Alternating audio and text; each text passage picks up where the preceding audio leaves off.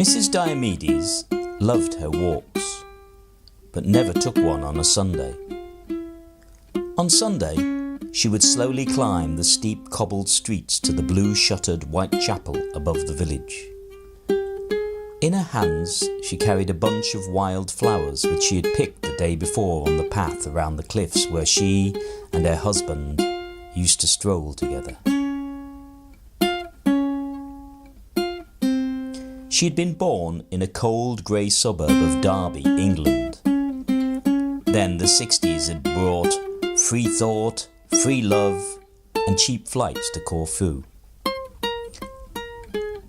Dimitri had seemed just another opportunistic, medallion-wearing, hairy-armed local Casanova the night he had tried to pull her at the hotel disco.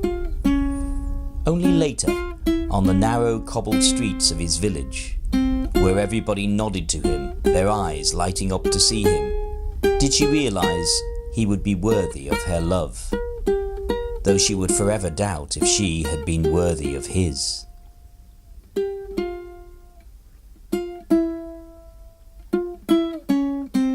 "6 years. That's all the pitiless Olympian gods had given them. A lifetime packed into 6 summers. Then he was gone. Another accident statistic on Europe's most dangerous roads." She had thought of return. There were no children to tie her there. Besides, she had never fully grasped the language, nor had she ever felt fully accepted. She still sensed the eyes following her from behind olive green blinds whenever she walked down the main street.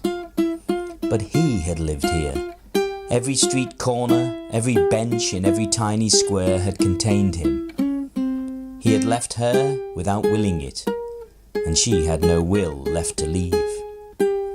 So, on Sunday, she carried her posy up to the chapel at the side of the cemetery, kissed his photo on the niche, and after clearing away the remains of last week's flowers, placed the fresh ones in the rusting ring at the foot of the cross. The insurance would run out one day, she knew, but when it did, she doubted if she would care. Sudden grey skies and a cold wind from the Aegean lifted the petals as she prayed. But Zeus was sending his thunderbolts elsewhere that morning, and the smell of some sacrificial lamb roasting high up on the hillside behind her would never reach her.